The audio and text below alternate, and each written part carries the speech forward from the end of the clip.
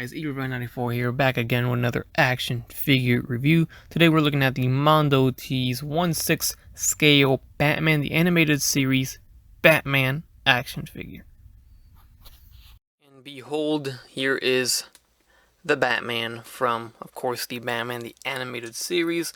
This is by Mondo, the same people that made the Iron Giant, the very big Iron Giant figure that came out a year ago or 2 years ago. It's still one of my favorite figures, and once I saw these, I had to check them out for sure because they look great. They really do look great. The only thing is that they're not 6-inch figures, and I'm not used to collecting 12-inch figures. This is 1/6 scale. If you really want to see the measurement, if you don't believe it, it's 12 inches to the top of the ears of Batman's mask. Now this is the standard version. There is a Mondo exclusive that I did miss out on. That one comes with the alternate cape that is waving in the wind, and there's an alternate head also included with that set. And if I'm missing something, then I apologize. But those are the two major things that exclusive included that I really wanted, but they sold out, and now the prices are higher on eBay. So I figured I'd just settle with the standard version here. Again, if this sparks your interest, check out the link down below. You can actually pick this guy up now. It's in stock at bigbadtoystore.com. So the retail price on this guy is $125. That is the normal version. I think the exclusive came at $150. I'm not quite sure. So at $125 you get a 12-inch animated Batman with a lot of accessories here. We're going to go through them all. We're going to start it off with the base. Very thick base here. Got some weight to it, so it's gonna hold the figure just fine, and it's got the logo of Batman, of course. Now the base comes with a stand, and we have one of these stands here that will extend. You plug it in at the bottom of the base here, and you should be able to pull it up here, and that extends, and then you can have it hold him whichever way. But as you see, he's actually standing on his own, even though I do have a backdrop here, but it's not holding the figure. He stands on his own just fine right there. Speaking of the backdrop, yeah, the backdrop is made for 6-inch figures, so it's going to look a little weird in this review, but whatever. The main focus is the Batman here. Alright, this is the head that he had on in the package, so it's just a normal face. Then we have a face with the teeth showing. He's a little bit more serious and angrier here. And then lastly, we have a smirking face. And you can notice how the skin tones are different. They are painted to make it look like it's coming right off the screen, off of the animated series. So this is just a different shade here. I like how they did that. It does look very good. It reminds me of the Manga Dimensions statues of Dragon Ball Z, where they paint it to make it look like it's coming right off the screen of the cartoon. We also do get one of these gas masks here, and this will fit every single face. It has an actual elastic strap here, so that stretches out to fit whichever face you want to apply the mask on, and it fits perfectly. And here's the other face. I guess it doesn't really make a difference because the eyes look the same, and you don't get to see the mouth here, so you can't really tell. These eyes are the same too, so either way, whichever face you put it on, it seems like they're all gonna look the same when the mask is on. Alright, moving right along with the accessories, we get a thermos here. Nothing fancy, just a regular red and kind of beige colored thermos. A cassette, two Batarangs, two very different looking Batarangs. We have this one here, almost like a boomerang, and then we have our traditional bat symbol Batarang. We get a closed grapnel gun.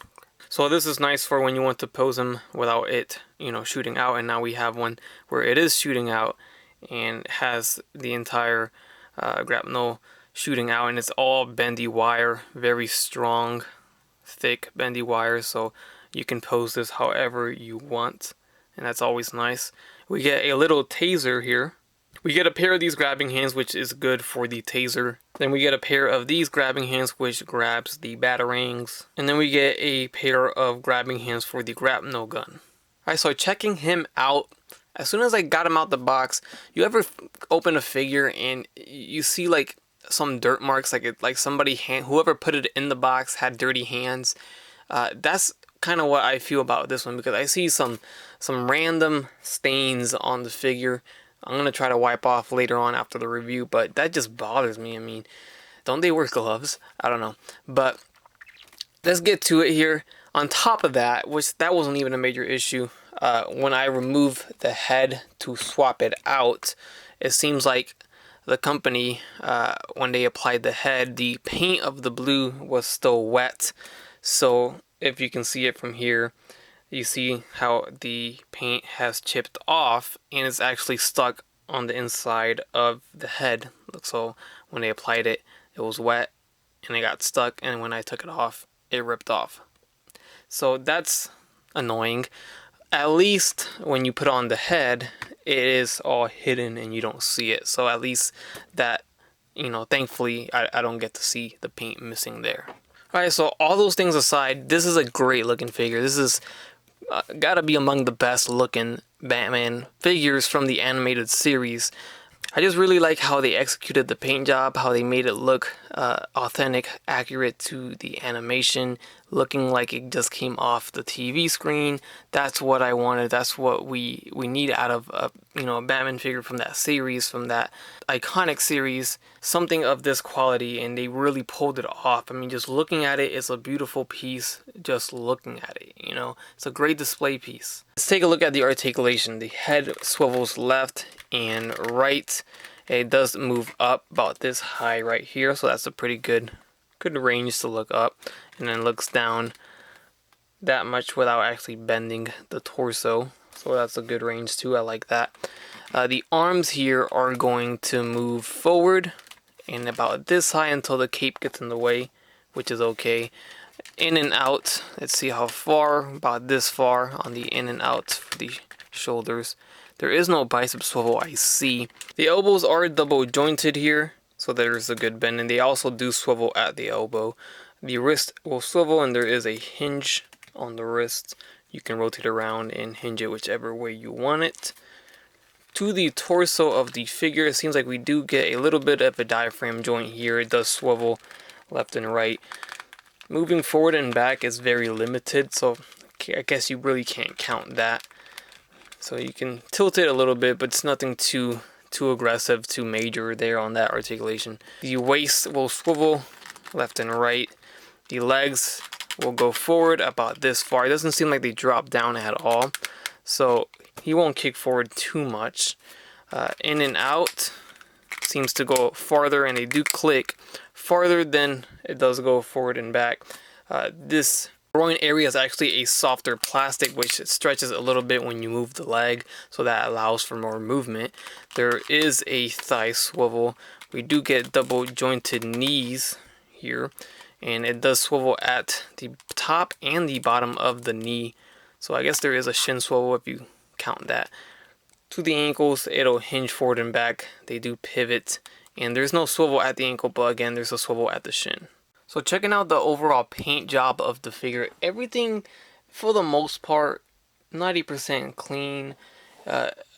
There's a few parts that maybe need another coating, like the actual bat logo should have used maybe one more coating of black, because I can see a little bit of yellow coming through the black. So one more coat could have helped that out.